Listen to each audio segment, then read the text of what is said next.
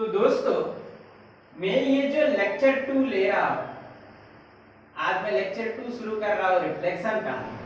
उसमें मैं last portion का क्लास में मैं ये बोला था कि मैं आज डिस्कस करूंगा जब दो प्लेन मिरर एंगल के साथ बना हुआ होता है, मतलब दो प्लेन मिरर जब कुछ ना कुछ एंगल के साथ इंक्लाइन रहता है तब डेविएशन क्या होता है, तब रे कितना बेंडिंग होता है, इससे रिलेटेड बहुत सारा न्यूमेरिकल।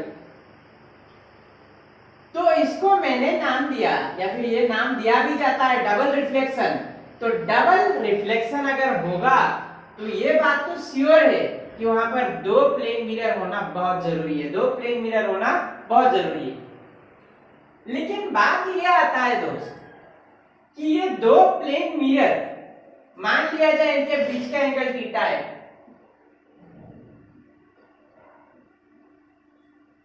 चार सिचुएशन में देखो, ये देखो एक, ये दो, ये तीन और ये चौथा केस मैंने रखा। मैं बहुत अच्छे से बड़े प्यार से समझाऊंगा। पहला केस में क्या आ रहा है, जो बेस का मिरर है मतलब जो हॉरिजॉन्टल मिरर है उसको मैंने फर्स्ट मिरर माना। क्यों फर्स्ट मिरर माना? क्योंकि फर्स्ट जो इंसिडेंट रे है वो उसी में आके गिर रहा है ना। दूसरा जो केस है, जो मिरर वर्टिकल या फिर इंक्लाइंड विद द वर्टिकल है, मतलब बेस वाले पे इंसिडेंट नहीं हो रहा है इनिशियल रे कहां, ऊपर वाला मिरर में हो रहा है, तो ये भी पॉसिबल है या ना, बहुत पॉसिबल।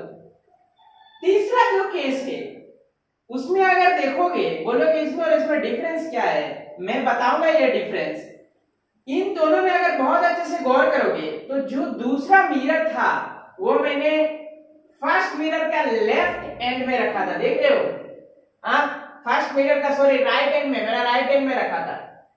नीचे वाला केस में जाओ, यहाँ पे रे तो बेस वाला मिरर में इंसिड कर रहा है नो डाउट, लेकिन जो मिरर इंक्लाइंड है वो लेफ्ट पॉइंट में है, लेफ्ट एंड पे दिखाई दे रहा है या नहीं? सिमिलरली उसके बाद वाला केस में भी जाओ, कुछ डिफरेंस नहीं है। क्या हो रहा है रे, इंसिडेंट रे जो लेफ्ट एंड पॉइंट पे इंक्लाइन मिरर था उसमें पहला इंसिड कर रहा है, तो उसी में से पहले रिफ्लेक्ट होगा, है ना। अबे इतना चीज बताने की जरूरत क्या है सर, हम लोग कोई भी पकड़ लेंगे। मैं बोलूंगा जियोमेट्रिकल ऑप्टिक्स एक ऐसा टॉपिक है जहां पर तुम्हें हमेशा रेगुलरिटी मेंटेन करना पड़ेगा। रेगुलरिटी इन द सेंस तुम ऐसा नहीं कभी ऐसा ले लिया बाद में ऐसा ले, तो बहुत सारा चीज कंफ्यूज हो गई। इसीलिए एक टर्म भी होता है, मतलब ये ऑप्टिक्स में, जियोमेट्रिकल ऑप्टिक्स में उसको बोलते हैं कन्वेंशन, साइन कन्वेंशन। मतलब बहुत जरूरी है हर एक चीज में तुम्हें एक फिक्स्ड चीज पकड़ लेना, उसी चीज से तुम आगे बढ़ते रहना। क्या है मैं बोलता हूं, अगर गौर करोगे तो मैं नॉर्मल वगैरह अभी ड्रॉ नहीं कर रहा हूं, सिंपल सा दिखा रहा हूं। तो ये देखो,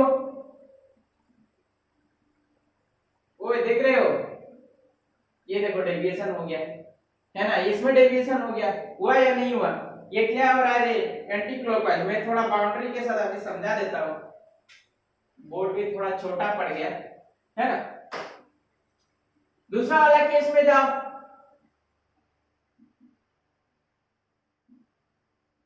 इनिशियल इस साइड में आने वाला था,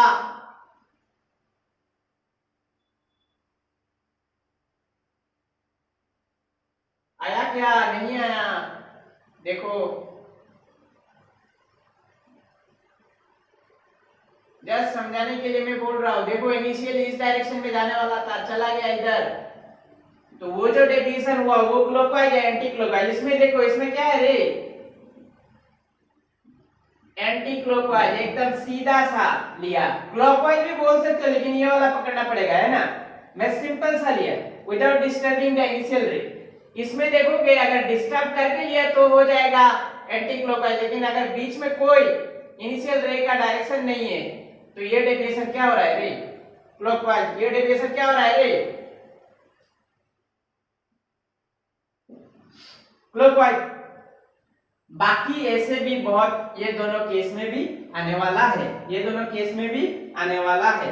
मैं बता देता हूं फिर भी, ये दोनों तो खींच लिए, मान लो एकदम एब्रप्टली दिखा देता हूं मैं। तो ये देखो ये इधर रहेगा, ये इधर है ना, इधर जाने वाला था, चला गया इधर, मतलब डेविएशन ये देखो ये क्या हो रहा है रे, क्लॉकवाइज। ये क्या हो रहा है रे, क्लॉकवाइज। इसमें आ जाओ, तो ये इधर जाने वाला था, इनिशियल रे चला गया इधर, तो ये देखो ये क्लॉकवाइज है एंटी क्लॉकवाइज, तो इधर जाने वाला था, चला गया इधर, इधर जाने वाला था, चला गया इधर। ये बोर्ड में आ रहा है, ये नहीं आ रहा है, तुम लोग खुद थोड़ा ड्रॉ कर लेना। ये क्या है रे, एंटी क्लॉकवाइज। क्या हो रहा है रे, एंटी क्लॉकवाइज। तो चार चीज मैंने दिखाया बड़े अच्छे से, बोर्ड में आ रहा है या नहीं आ रहा है मैं फिर से तो बोल रहा हूं, हाँ शायद आ रहा है। तो ये देख लो एंटी क्लॉकवाइज कहां पे है और क्लॉकवाइज कहां पे है। इतना चीज बताने का जरूरत क्या है, सब कुछ भी हम लोग पकड़ लेते। मैं बोलूंगा हाँ, जब तक क्वेश्चन में मेंशन नहीं रहेगा कि दोनों प्लेन में मिरर कौन सा ओरिएंटेशन में प्लेस्ड है, दोनों प्लेन मिरर कौन सा ओरिएंटेशन में कुछ एंगल के साथ बना हुआ है, तब तुम लोगों को मैं ये जो फर्स्ट कन्वेंशन लिया, फर्स्ट कन्वेंशन मतलब क्या रे, दो मिरर, जो बेस वाला मिरर है, जो हॉरिजॉन्टल मिरर है उसको पहला मिरर पकड़ लो, जो दूसरा मिरर है उसको राइट एंड में लगाओ, राइट एंड में खड़ा रखो जो भी एंगल बोला जाता है उसके साथ, और जिसको फर्स्ट मिरर पकड़े हो, किसको, हॉरिजॉन्टल वाला को, उसी में पहला रे को इंसर्ट करो, पहला जो रे आ रहा है उसमें उसी में उसको इंसर्ट करो, उसी में उसको इंसर्ट करो। ये होता है नॉर्मल सा कन्वेंशन। ये क्या होता है रे, नॉर्मल सा कन्वेंशन। इसी से ही हमें आगे बढ़ना है, लेकिन कब तक, जब तक क्वेश्चन में कुछ मेंशन नहीं है या फिर डायग्राम ऐसा दे दिया गया, तब तुम्हें उसी तरीके से करना पड़ेगा। तो मैं ऑलरेडी पहला क्लास में डेविएशन में बताया था एंटी क्लॉकवाइज और क्लॉकवाइज में क्या क्या चीज होता है। चलो अभी पहला वाला कन्वेंशन के साथ मैं आज डील करता हूं, डेविएशन डबल मिरर में कितना होगा, एंटी क्लॉकवाइज में कितना, क्लॉकवाइज में कितना, है ना। इतना तक क्लियर नहीं होने से रिवाइंड करके थोड़ा देख लेना, और मुझे कमेंट बॉक्स में भी पूछ सकते हो कि सर ऐसा कैसे हो रहा है, समझ में नहीं आ रहा है।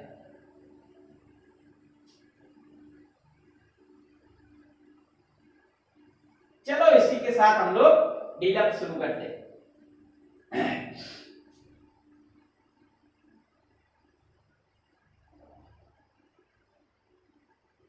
इसी को नजर आ रहा है, मैं इसी को ही समझा देता हूं। तो दो प्लेन मिरर है, उनका बीच का एंगल कितना है रे, थीटा। तो पहले वाले में रे आया, मान लिया जाए कितना एंगल में आया रे, थीटा 1 एंगल में आया। तो अगर थीटा 1 एंगल में आया तो फर्स्ट रिफ्लेक्टेड एंगल भी कितना होगा रे, थीटा 1। जरा भी डाउट नहीं होना चाहिए ना। तो ये जो रिफ्लेक्टेड रे था वो दूसरे मिरर के लिए इंसिडेंट रे हो गया, उसका एंगल कितना है रे, थीटा 2। तब जो फाइनल रिफ्लेक्टेड रे, क्योंकि यहां पर दो मिरर है, मान के चलना जेई वालों उधर भी और एक मिरर लगा देता है ना, तो उसके रिलेटेड क्वेश्चन में बताऊंगा, टेंशन लेने का जरूरत नहीं है। नीट तक ये दो मिरर तक ही सफिशिएंट है। तो थीटा 2 ये एंगल मैंने क्या बोला था रे, थीटा। मैं अभी थोड़ा छोटा करके दिखा रहा हूं। तो देखो रे इनिशियली इस डायरेक्शन में जाने वाला था, इस डायरेक्शन में जाने वाला था, हाँ। पहले क्या हो गया, इधर डेविएट हो गया, इधर डेविएट हो गया, फिर क्या हो गया, इधर डेविएट हो गया। मतलब ये रे कितना डेविएट हुआ रे, दो बार डेविएट हुआ। दो बार डेविएट हुआ या नहीं हुआ। पहला जो डेविएशन है मैंने माना डेल 1, और फिर इधर आने वाला था, इधर से जाने वाला था, है ना। तो कितना डेविएट हो गया, डेल 2। तो मेरा टोटल डेविएशन जो एंटी क्लॉकवाइज जनरली पकड़ा जाता है, वो टोटल डेविएशन ये हो रहा है del is equal to del 1 plus del 2। Normally total deviation आप बोलोगे ये del is equal to del 1 plus del 2 कैसे लिखे, तो मैं ये बताऊंगा। अच्छा मुझे बताओ, ये तो सेम रही है, ये भी सेम रही है, जस्ट किसी को बैकवर्ड एक्सटेंड किया गया, किसी को फॉरवर्ड एक्सटेंड किया गया। मतलब ये अगर डेल 2 है तो ये भी डेल 2, अच्छे से खींच लेना क्योंकि मैं ये अभी रब करने वाला हूं। मान लो ये O1, ये O2 और ये मान लो कुछ एक पॉइंट O, ये मान लो कुछ एक पॉइंट O। मैं अगर ट्रायंगल O1 O2 O को कंसीडर करूं तो क्या मैं ये बोल सकता हूं ये जो एक्सटर्नल एंगल डेल है, ये डेल कुछ नहीं है, सम ऑफ द इंटरनल एंगल है। अरे सबको पता है रे, क्लास 8 का बच्ची को भी पता है, external angle is the sum of internal angle, is the sum of internal angle. तो मैं क्या यहां से बोल सकता हूं del is equal to del 1 plus del 2। अच्छे से देख लेना, मैं रब करने वाला हूं ये क्योंकि मुझे दिखाना है कुछ बहुत इंपॉर्टेंट। बहुत सारे बच्चों को क्वेश्चन दिया था, मैंने सॉल्व नहीं कर पाया, पता नहीं क्यों, तो इसको बताना बहुत जरूरी है। तो del is equal to del 1 plus del 2। मैं फर्दर टाइम बिंग इसको रब कर रहा हूं। रब करने से पहले थोड़ा बता के दे देता। तो डेल 1 क्या होगा रे? डेल 1 बताओ क्या होगा? ये तो नॉर्मल पहला मिरर के लिए डेविएशन वाला case 180 degree minus twice theta 1। किसी को डाउट? ये देखो वो पॉइंट 180 डिग्री, यहां से 2 थीटा 1 चला गया तो बाकी deviation. Similarly del 2 180 degree minus twice of theta 2, है ना? तो क्या मैं बोल सकता हूं total deviation 180 degree minus twice theta 1 plus 180 degree minus twice theta 2, del कितना आ रहा है रे? 360 degree minus of twice theta 1 plus theta 2। अभी गौर करना दोस्त, बहुत अच्छे से गौर करना। ये जो डेविएशन आया ये कौन सा बेसिस पे आया, किस एंगल कंसीडर किया? जब हम लोग दोनों रे का, दोनों मिरर में जो रे इंसिड हुआ उसका अगर इंसिडेंट एंगल हमने कंसीडर किया तब मेरे लिए ये फार्मूला आया। लेकिन मैं अभी ये दिखाने वाला हूं कि तुम दो मिरर को किसी भी एंगल में रखो, किसी भी एंगल में रखो, किसी भी रिफ्लेक्टेड रे, किसी भी इंसिडेंट रे पेश करो दोनों मिरर में, लेकिन अल्टीमेटली जो डेविएशन है, जो एंटी क्लॉकवाइज जनरल कन्वेंशन वाला डेविएशन है, वो हमेशा डिपेंड करेगा किस एंगल में दो मिरर को रखे हो। मैं फिर से रिपीट कर देता हूं, दो मिरर इंक्लाइंड रखे हो कुछ एंगल पे, तुम किसी भी मिरर पे रे को प्लेस करो कोई भी एंगल पे, दूसरे जगह से भी डिफरेंट एंगल पे क्या होगा रे? रिफ्लेक्ट होगा। लेकिन मैं ये बोल रहा हूं जो टोटल डेविएशन होगा दोनों मिरर मिला के, वो टोटल डेविएशन किसी भी इंसिडेंट एंगल पे डिपेंड नहीं करेगा, किसी भी रिफ्लेक्टेड एंगल पे डिपेंड नहीं करेगा। वो डिपेंड किस पे करेगा रे? Just angle between the two plane mirror. पूछा हुआ सवाल है इसलिए मैं बता रहा हूं। इतना तक समझ में आया? अभी मैं थोड़ा चेंजेस लाता हूं क्योंकि मैं देखो इधर में बोला कि ये डिपेंड कर रहा है एंगल ऑफ इंसिडेंट पे, in terms of angle of incident. ये भी पूछ सकता है लेकिन बाद में नहीं बोलना। कभी कभी ये एंगल दिया हुआ नहीं रहता है, दोनों इंसिडेंट एंगल दिया हुआ है, बोल दिया डेविएशन निकालो तो डायरेक्टली ये फार्मूला से निकाल लेना। लेकिन अगर इसको हमें प्रूफ करना है तो कैसे प्रोग्रेस करना है रे? ये अगर थीटा 1 है, ये अगर थीटा 1 है तो ये होगा 90 डिग्री माइनस, ये होगा कितना रे?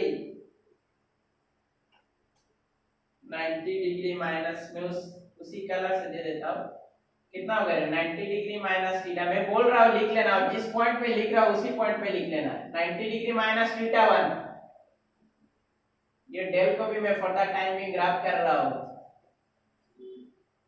तो ये जो एंगल है ये अंदर का एंगल, मान लो O1 M O2 में ये अंदर का जो एंगल है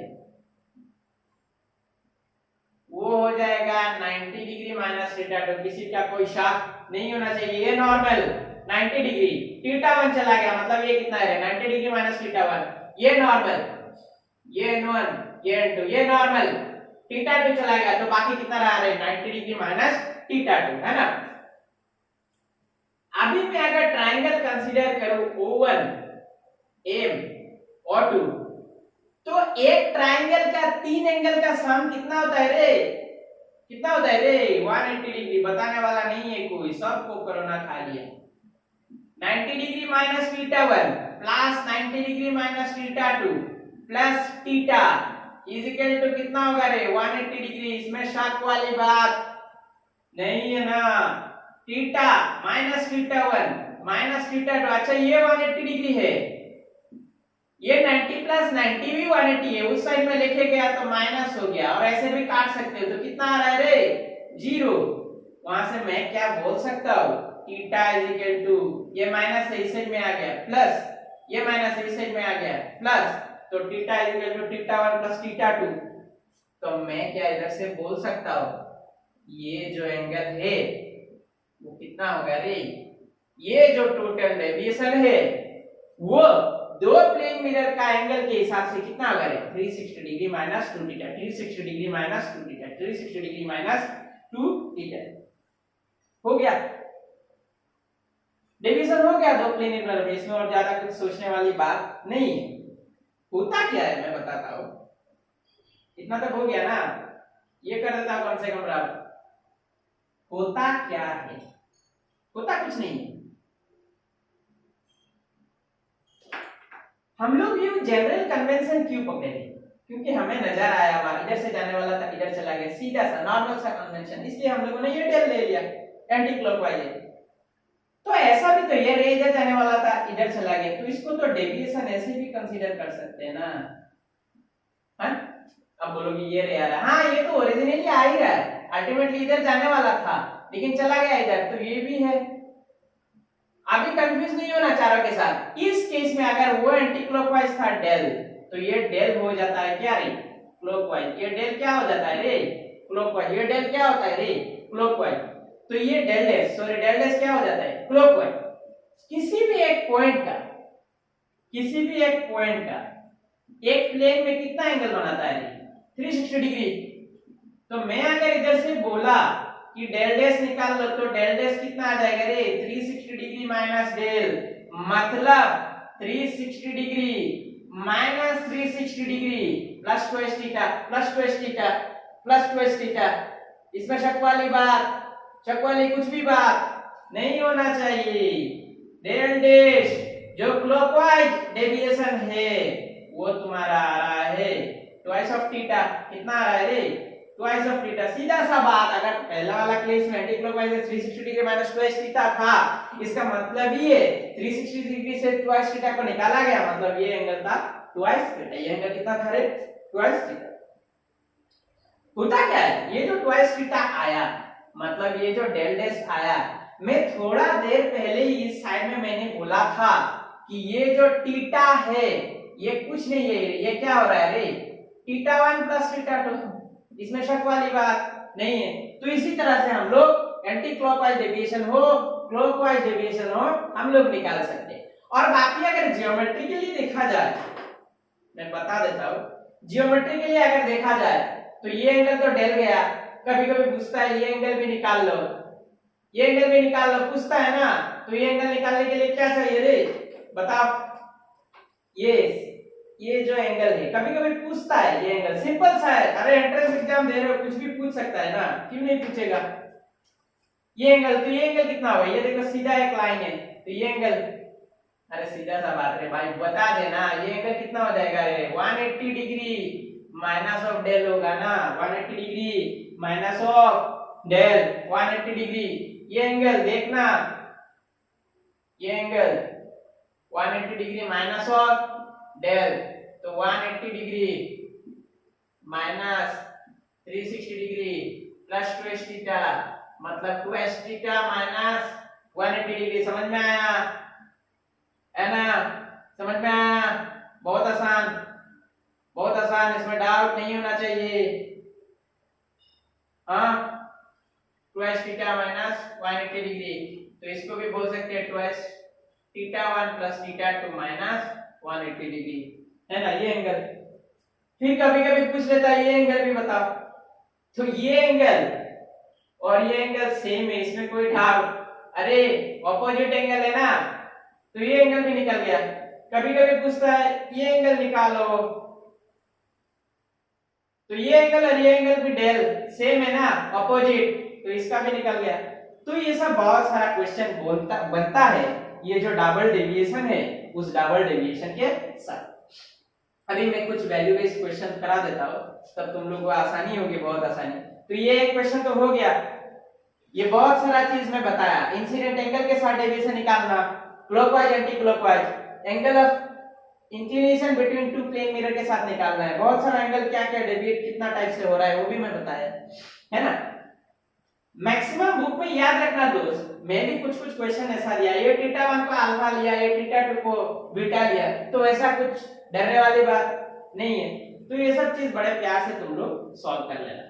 और मोस्ट इंपोर्टेंट जो चीज है, मोस्ट इंपोर्टेंट जो स्टेटमेंट है कि ये जो टोटल डेविएशन है वो मैंने दिखा दिया ऑलरेडी कि इंसिडेंट एंगल, कोई भी इंसिडेंट एंगल डिपेंड नहीं कर रहा है, डिपेंड किस में कर रहा है, just angle between the two plane mirror, just angle between the two plane mirror, just angle between the two plane mirror. हो गया, बहुत आसान।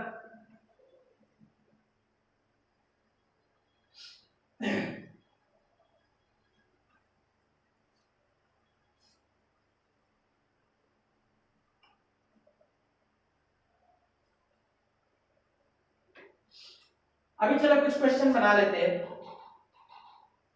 मान लिया जाए एक ऐसा भी स्टेटमेंट है, मैं बताता हूं, वाइस वर्सा दोनों करके मैं बताऊंगा। मान लो दो प्लेन मिरर को 60 डिग्री एंगल पे रखा गया, कितना एंगल पे, 60 डिग्री। अच्छा मेरा कन्वेंशन सही है क्या? मैं बोला था एक प्लेन मिरर को उस साइड में लेना है ना, बोला था या नहीं बोला था? तो मैं भी इन जनरल कोई भी पकड़ता हूं, क्योंकि मैं थोड़ा बहुत जान लिया अभी, एंटी क्लॉकवाइज क्लॉकवाइज में कोई डाउट नहीं आएगा, है ना, ऐसा मान लिया ना। तो तुम लोग क्या करना, इन जनरली इसी साइड पे पकड़ना जो मैं कन्वेंशन बताया, है ना, जो मैं कन्वेंशन बताया। कितना डिग्री में बोला रे? 60 डिग्री में बोला। दो प्लेन मिरर किस में है रे? 60 डिग्री में।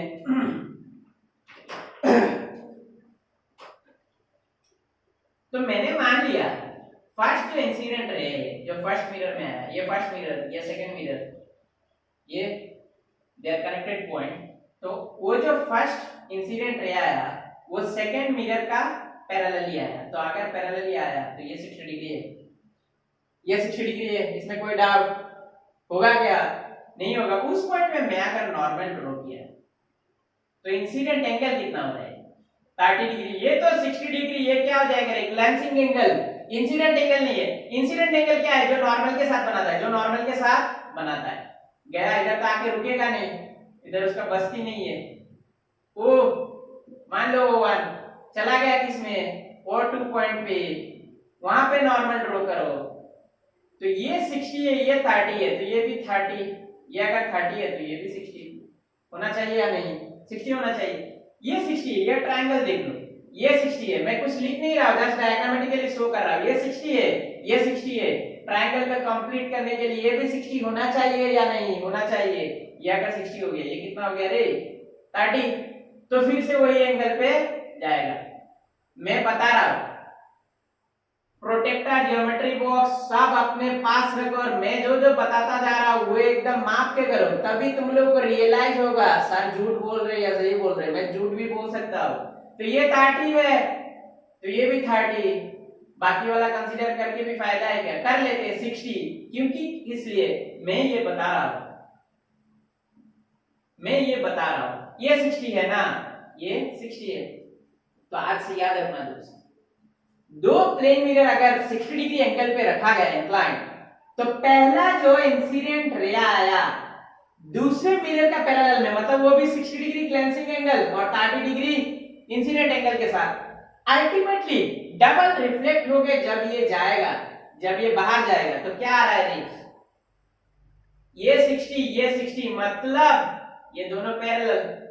इसका मतलब यही है जो फाइनल रिफ्लेक्टेड रे होगा वो पहला मिरर का पैरेलल ही जाएगा, पहला मिरर का पैरेलल जाएगा, पहला मिरर का पैरेलल जाएगा, पहला मिरर का पैरेलल जाएगा। अभी एक चीज मुझे बताओ, एक चीज मुझे बताओ, ऐसा अगर केस है, मान लो ये 60 डिग्री मैंने भूल लिया, क्या भूल गया रे?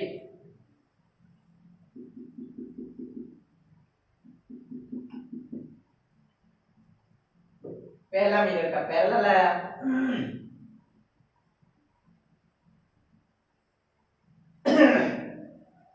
है ना। तो उस सिचुएशन में मुझे ये बताओ डेविएशन कितना है। ये जो एंटी क्लॉकवाइज डेविएशन हमें नजर आ रहा है वो डेविएशन कितना है। ये अगर 30 है, ये 90 है, तो ये 60 होना जरूरी है। ये 60 होना जरूरी है या नहीं है रे? बहुत जरूरी है। तो ये देखो इनिशियल रे इधर आ रहा था और अभी इधर चला गया, तो ये जो एंटी क्लॉकवाइज डेविएशन, जो नॉर्मल सा डेविएशन, वो हमें क्या पता है रे? डबल रिफ्लेक्शन में कितना है रे? 360 डिग्री। मान लो ये थीटा, मान लो ये थीटा, मान लो ये थीटा, मैं सेट किया 30 डिग्री पे, है ना। 60 डिग्री ग्लेंसिंग एंगल हो गया ट्वाइस थीटा। ये डेविएशन कितना आ रहा है रे? 60 और 180 कितना होता है रे? 240। 360 degree minus twice of theta, वहां से क्या मैं बोल सकता हूँ? ट्वाइस थीटा इस साइड, 360 220 240 आने से 120, तो थीटा इक्वल टू कितना डिग्री रहेगा रे? 60 डिग्री रहेगा। तो मैं रिवर्स केस में ये बोल सकता हूं, अगर ऐसा है कि पहला जो इनिशियल रे है वो अगर दूसरे मिरर के पैरेलल इंसिड किया और ऐसा देखा गया कि जो फाइनल रिफ्लेक्टेड रे है वो पहला मिरर का पैरेलल हो गया, इसका मतलब ये मान लेना है कि ये दोनों प्लेन मिरर के बीच का एंगल 60 डिग्री होने वाला है। मैं रिपीट कर देता हूं, अगर ऐसा केस है पहला जो इंसिडेंट रे है वो दूसरे मिरर के पैरेलल आके फर्स्ट मिरर पे इंसिड किया, फर्स्ट मिरर पे इंसिड किया, और साथ में ये देखा गया कि जो फाइनल रिफ्लेक्टेड है दूसरे मिरर से निकला वो फाइनल रिफ्लेक्टेड है पहला मिरर का पैरेलल है, पहला मिरर का पैरेलल है, तो ये मान लेना दोस्त कि ये दोनों प्लेन मिरर के बीच का एंगल कितना होने वाला है रे? 60 डिग्री। दोनों प्लेन मिरर का बीच का एंगल कितना होने वाला है रे? 60 डिग्री। दोनों प्लेन मिरर का बीच का एंगल 60 डिग्री आने वाला ही हो गया। इसमें तो कोई भी डाउट नहीं होना चाहिए।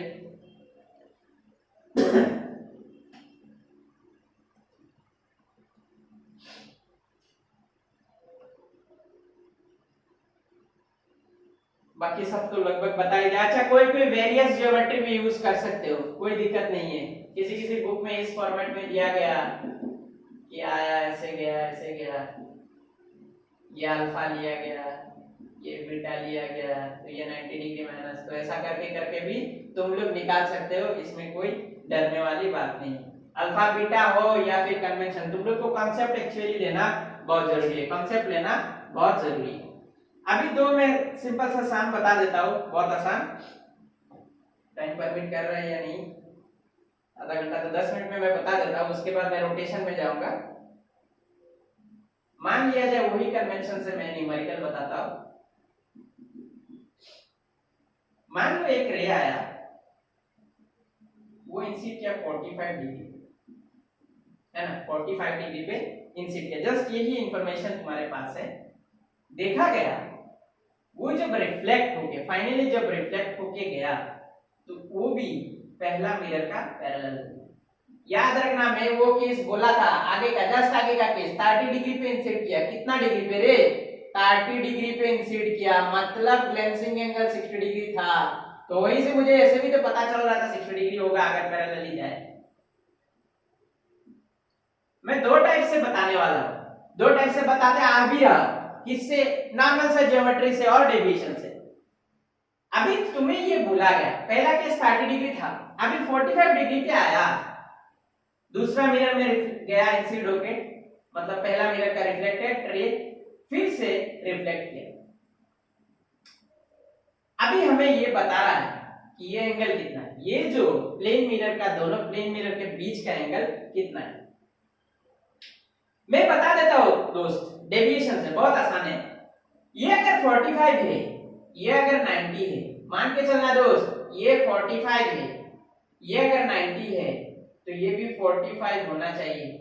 हाँ, अगर ये 45 है तो डेविएशन कितना होगा रे, इधर से आने वाला था उधर चला गया, एंटी क्लॉकवाइज डेविएशन कितना होगा रे, ये था 180 प्लस 45, तो कितना आ रहा है 225। डेविएशन कितना होगा 225। मैं पहला केस डेविएशन से बता रहा हूं, तो डेविएशन से अगर बता दोगे तो डेल्टा 360 डिग्री माइनस कितना रे ट्वाइस थीटा, तो 225 degree 360 degree minus twice theta, twice theta is equal to 225 135 degree, theta is equal to 67.5 degree. मतलब ये जो एंगल है 67.5 डिग्री, ये कितना है रे 67.5 डिग्री है।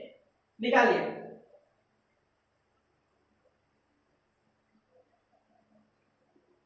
कोई डाउट इसमें? तो ऐसा अगर केस है तो मान के चलना ये एंगल कितना आने वाला है रे 67.5। सेम चीज अगर इधर गौर करोगे तो ये 45 है, तो ये भी 45 है, ये 45 होना जरूरी है या नहीं है? बहुत जरूरी है, बहुत जरूरी है। मैं डायग्रामेटिकली दिखा रहा हूं, ये 45 है, ये हमें निकालना चाहिए इंसिड या इंसिड करके गया, ये 45 45 90 है, मैं बड़ा वाला ट्रायंगल ले रहा हूं और ये 45 है, तो ये और 45 होना पड़ेगा। या फिर अगर ये छोटा सा ट्रायंगल पकड़ो, ये छोटा सा ट्रायंगल, तो ये 45 है, ये 90 है, तो ये एंगल दोनों मिला के 45 होना पड़ेगा ना।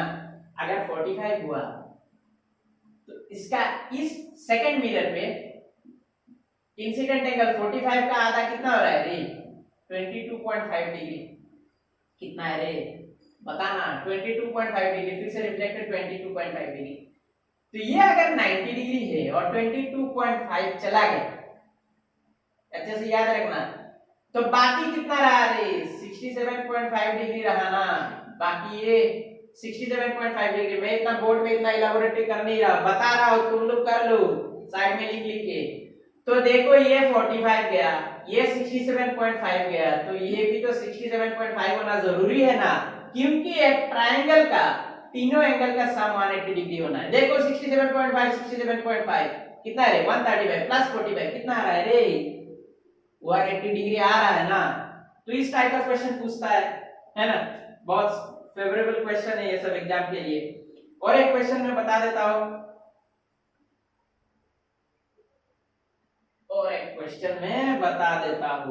फिर से वही कन्वेंशन के साथ लेफ्ट हैंड पे मिरर को रखा, लेफ्ट हैंड पे मिरर का रखा, मान लो इस बार भी पूछा मिरर का क्या निकालना है रे एंगल निकालना है। अगर रे 45 डिग्री पे आया और दूसरा मिरर पे नॉर्मल इंसिडेंस हो गया, दूसरा मिरर पे नॉर्मल इंसिडेंस हो गया, इसका मतलब क्या है नॉर्मल से ही क्या हो गया ट्रेवल किया, तो क्या हो जाएगा रे उनकी इस डायरेक्शन में आ जाएगा, है ना। डेविएशन से बताओ या नॉर्मल जियोमेट्री से, नॉर्मल जियोमेट्री से भी कर सकते हो, तुम लोग को ऑप्शन चूज करना है, कुछ ऐसे नहीं बोलेगा ऐसे करो तैसे करो, है ना। पहले एग्जिट किया 45 डिग्री पे, कितने 45, और दूसरा मिरर पे ऐसे गया कि सेम डायरेक्शन में रिफ्लेक्ट होके आ गया, है ना। तो डेविएशन कितना हो रहा है, इधर से जाने वाला था इधर आ गया, एंटी क्लॉकवाइज अगर क्लॉकवाइज लोगे तो ट्वाइस थीटा लेना पड़ेगा, anti clockwise 360 degree minus twice theta, है ना। एंटी क्लॉकवाइज वाले को ही हम लोग जनरल कन्वेंशन पकड़ते हैं, है ना, इसमें कोई डाउट। तो ये 45 है, ये 45 है, ये भी तो 45 है ना, तो ये 45 90 है, तो ये भी 90 होना चाहिए, ऑपोजिट एंगल दोनों मिला के, अरे होना चाहिए या नहीं, बहुत होना चाहिए। एक पॉइंट पर ये अगर 90 चला गया तो हमें जरूरी ही है समझ लेना कि ये जो एंटी क्लॉकवाइज एंगल है वो कितना है रे 270 है, 270 है, कितना है रे 270 है। और अगर डेविएशन पकड़ना है तो देखो ये प्लेन मिरर के बीच का एंगल दिया हुआ नहीं है, जस्ट इंसिडेंट रिफ्लेक्टेड दिया हुआ है, तो क्या होगा रे 360 degree minus 2 theta 1 plus theta 2, मतलब 360 डिग्री माइनस 2 थीटा 1 कितना है रे 45, थीटा 2 कितना है रे 0, मतलब 360 माइनस 2 into 45 90, मतलब 270। डायग्रामेटिकली मैं बोला 270 और मैं डेविएशन से भी बोला 270 in terms of angle of incident on both the mirror. अभी क्वेश्चन ऐसा नहीं, क्वेश्चन क्या है कि ऐसा अगर स्थिति है तो प्लेन मिरर के बीच का एंगल कितना होगा? प्लेन मिरर के बीच का एंगल कितना होगा? बहुत आसान। क्या है ये? मैं उल्टा करके जा रहा हूं। 360 degree minus of twice theta, del कितना आया? 270। 360 degree minus twice theta, 360 minus 270 कितना है रे? 90। तो थीटा कितना आ रहा है रे? 45 डिग्री। ऐसा अगर केस है तो मान के चलना दोस्त कि दोनों प्लेन मिरर के बीच का एंगल कितना है? 45 डिग्री। और ऐसे भी बहुत आसान है, कैसे? सिंपल सा, ये अगर 45 है, ये नॉर्मल था, ये अगर 45 है तो ये भी कितना है? 45। अच्छा ये 90, ये तो सबका दिमाग में है ना, हा? तो 45 90 180 मेंटेन करने के लिए इस एंगल को कितना होना जरूरी है? 45। तुम ऐसे भी बता सकते हो, है ना? तो ये हो गया आज तक का जो जो बहुत इंपॉर्टेंट है, वो है डबल डेविएशन, डबल रिफ्लेक्शन या फिर टू प्लेन मिरर। मैं उसी को थोड़ा एक्सटेंड करके एक कॉन्सेप्ट होता है रेट्रो रिफ्लेक्शन। क्या होता है रे? Retro reflection. वो मैं बता के मैं रोटेशन में चला जाऊंगा, है ना? रोटेशन बहुत इंपॉर्टेंट है एग्जाम के लिए। मैं रोटेशन पे चला जाऊंगा क्योंकि रोटेशन खत्म करके फिर इमेज में भी जाना है। तो नेक्स्ट क्लास में मैं ये जो आपका रेट्रो रिफ्लेक्शन है और ये जो रोटेशन है वो खत्म करना बहुत जरूरी है, उसके बाद ही मैं इमेज में चला जाऊंगा। इमेज में जाने के बाद फिर से ये सब इलैबोरेटली डिस्कस होगा। तो आज के लिए, आज का लेक्चर के लिए इतना ही। क्वेश्चन मैंने बताया 1 2 3 4 5 6 बहुत सारा क्वेश्चन बताया, तुम लोग वो सब सॉल्व कर लेना, है ना? Thank you very much.